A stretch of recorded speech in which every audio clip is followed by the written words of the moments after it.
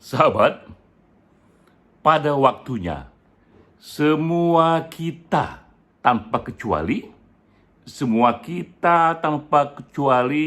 akan terpapar COVID-19, akan terkena COVID-19.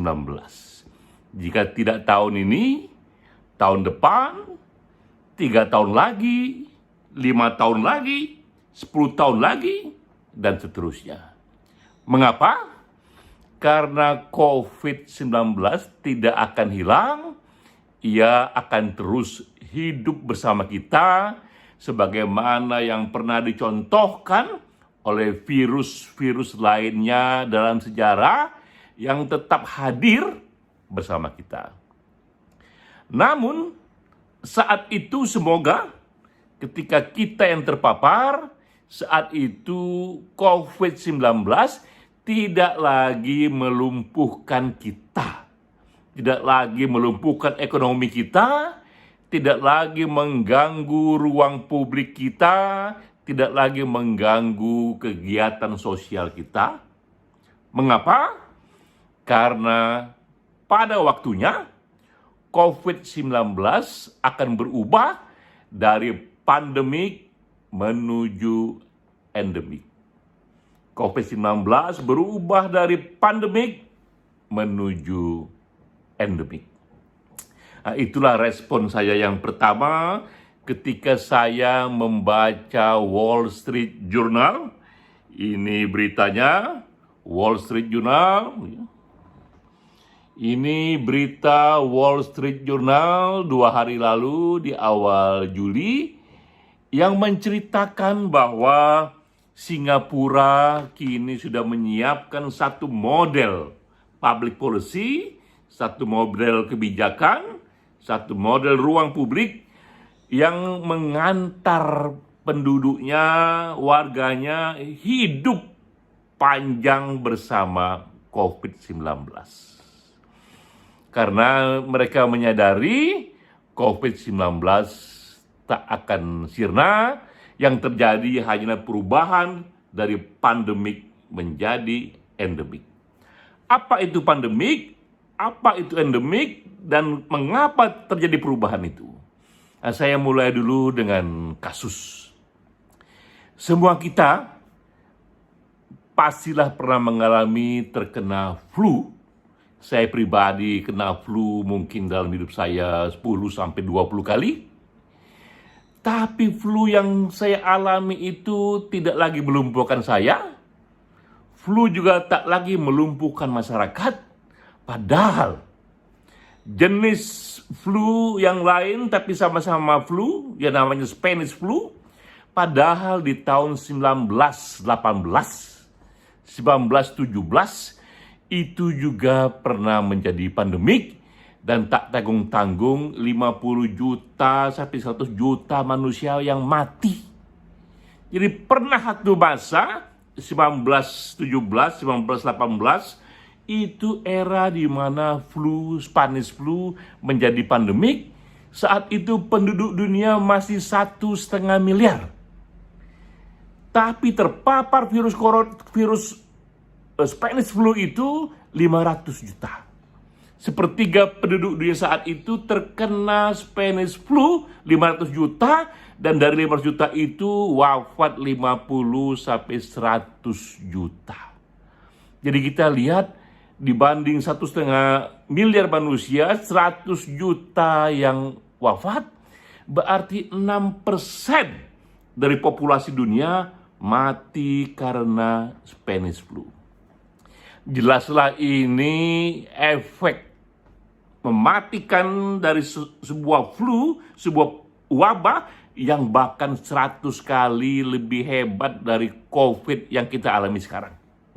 Sekarang ini kita ada 7 miliar manusia, dulu itu baru 1,5 miliar, sekarang ini yang mati itu masih di bawah 50 juta, jauh di bawah 5 juta, bahkan di tahun 1918 yang mati lebih dari 50 juta, bahkan ada yang mengatakan 100 juta.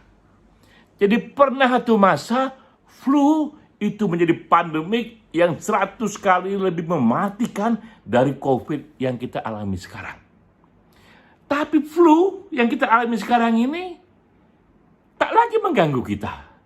Kita terganggu hanya seminggu, tapi tak ada gelombang ekonomi yang kacau balau karena datangnya flu di era sekarang ini, di abad 21 ini. Tak ada ruang publik atau lockdown atau PSBB yang diterapkan karena flu. Mengapa? Karena flu berhenti menjadi pandemik dan ia hanya menjadi endemik. Pandemik adalah kondisi di mana wabah terjadi secara global, multi-stage, multi-negara yang mematikan.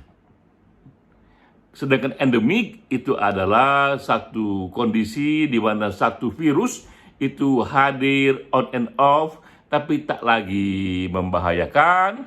Dalam satu populasi, mungkin di 1 tahun dia terkena 5%, 10% populasi terkena flu, tapi tak lagi membahayakan. Mengapa flu bisa berubah dari pandemik menjadi endemik? Nah, ini 3 tahap yang dilalui, dan kita pun, COVID pun akan melalui 3 tahap itu. Pertama, ditemukannya vaksin. Vaksin ditemukan bagaimana satu bahan-bahan kimiawi disuntikkan ke tubuh kita sehingga kita akan lebih kebal ketika datang virus itu. Jadi vaksin tak membuat kita tak terkena virus, mustahil pula itu, tetap terkena virus, tapi ketika virus itu datang pada kita, daya tahan tubuh kita menjadi lebih kuat. Vaksin adalah satu penemuan manusia yang efek faedahnya paling besar dalam sejarah. Kita berhutang budi kepada para ilmuwan yang menemukan vaksin, sehingga kita bisa memenangkan peperangan melawan pandemi. Vaksin yang pertama. Yang kedua adalah herd immunity. Bahwa sekedar vaksin pun tak cukup. Vaksin itu harus disuntikkan kepada minimal 70% populasi. Ketika sudah 70% populasi terkena vaksin, divaksin, saat itulah bagi komunitas itu, bagi bangsa itu, bagi negara itu, virus itu tak lagi melumpuhkan. Nah, ketiga, yang ini jauh lebih maju lagi, ditemukannya obat. Kalau vaksin itu disuntikkan sebelum datang penyakit, obat kita minum setelah datang penyakit. Nah, ketika obat ditemukan, kapanpun kita terkena flu, kita minum obat itu dan ia akan sembuh. Nah, dengan 3 tahap itulah vaksin, herd immunity, obat, flu yang begitu mematikan berubah dari pandemik menuju endemik. Nah, untuk COVID-19, kita ada di tahap mana? Kita sudah menemukan vaksin. Minta ampun, ini dahsyat sekali. Para ilmuwan sudah bekerja untuk kita dan menemukan hasilnya. Ini salah satu penemuan terbesar di abad ini yang mereka berhak dan kita layak menjadikannya sebagai pahlawan.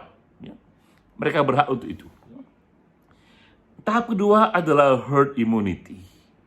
Bagaimana vaksin yang ditemukan ini disuntikkan pada tubuh kita hingga mencapai 70% populasi. Ilmuwan juga yang menemukan formula itu bahwa hanya dengan minimal 70% populasi, maka komunitas itu tak lagi menjadi area berbahaya bagi datangnya satu wabah penyakit. Di sini pemerintah yang berperan, pemerintah yang membeli vaksin sebanyak itu dan menggratiskannya kepada populasi. Alhamdulillah kita sudah di tahap yang kedua. Jika di dunia barat kita lihat di Amerika, di Israel, dan di Inggris, di Italia, mereka sudah divaksin di atas 50% populasi. Indonesia pelan-pelan menuju ke sana, kita sudah di tahap 10%. Semoga terus menuju 20%, 30%. Dan disitulah peran serta publik luas. Ilmuwan sudah membawa vaksin, pemerintah sudah membelinya, maka kita publik luas bisa ikut mensukseskannya dengan mencari cara agar divaksin beramai-ramai. Saya sendiri menerapkan herd immunity bagi komunitas saya. Di semua 30 perusahaan saya katakan wajib hukumnya semua divaksin demi kepentingan bersama. Juga di keluarga saya, dan alhamdulillah di lingkungan itu sudah 100% dan juga ada yang 90% sudah divaksin. Herd immunity tercapai di komunitas saya, dan kita semua bisa melakukan hal ini secara serentak berpartisipasi, bukan menghindari vaksin, tapi justru mendorong, mencari cara agar lingkungan dekat kita yang bisa kita kontrol divaksin hingga lebih dari 70%. Nah, ketiga, kita sedang menunggu tahap selanjutnya, di mana sekarang ini berbagai perusahaan raksasa farmasi berlomba-lomba mencari obat bagi COVID. Vaksin sudah ditemukan, sekarang mencari obat yang bisa kita minum kapanpun kita sudah terkena COVID-19. Ketika obat ditemukan, selesailah itu. Kita meyakini obat atas vaksin akan ditemukan, sebagaimana orang menemukan obat terhadap flu dan obat terhadap aneka wabah penyakit lain. Ada dua motif besar mengapa obat itu akan ditemukan. Pertama, motif kemanusiaan. Tak ada satu kekuatan yang lebih mulia dibandingkan kekuatan untuk mencarikan obat bagi kesehatan begitu banyak orang. Kedua, kekuatan bisnis. Bahwa di balik penemuan obat ini ada bisnis yang minta ampun ribuan triliun rupiah, yang membuat siapapun penemunya bisa kaya raya. Pabrik manapun yang memproduksinya bisa kaya raya. Ketika dua motif besar berjumpa, motif kebajikan ditambah motif bisnis, hanya masalah waktu saja, akan ditemukanlah itu ilmunya, akan ditemukanlah itu obatnya. Kita sudah di tahap kedua, sudah ada vaksin dan menuju 70% herd immunity. Dalam waktu dekat, mungkin 6 bulan, setahun, atau 2 tahun, obat pun akan ditemukan. Saat itulah kita akan hidup bersama COVID-19, sebagaimana kita hidup bersama dengan flu, bersama dengan demam berdarah. Ini contoh-contoh dalam sejarah pandemik berubah menjadi endemik. Flu pernah jadi pandemik, sekarang endemik. Demam berdarah, malaria pernah jadi pandemik, sekarang menjadi endemik. Pada waktunya, COVID-19 juga akan menjadi endemik. Seperti Singapura, kita pun juga Indonesia harus menyiapkan model living, model for living, model hidup yang bersiap-siap untuk hidup bersama COVID-19 dalam waktu yang sangat panjang sekali. Dan kita pun siap-siap juga pada waktunya akan terkena COVID-19. Siapapun kita, seperti bagaimana kita juga terkena oleh flu, tapi semoga saat itu COVID-19 tak lagi melumpuhkan. Karena ia sudah berubah dari pandemik menjadi endemik. Ini video hari pertama yang saya buat, di hari pertama working from home jilid kedua, ketika pemerintah menerapkan PSBB darurat 3 Juli hingga 20 Juli 2021. Kita 100% bekerja di rumah, namun kita tahu bahwa kerja di rumah tak mengurangi kerja kreatif kita. Sehingga saya akan isi setiap hari dalam working from home jilid kedua ini, setiap hari satu video yang berisi informasi ringan, tapi signifikan, strategis, dan mencerahkan. Salam.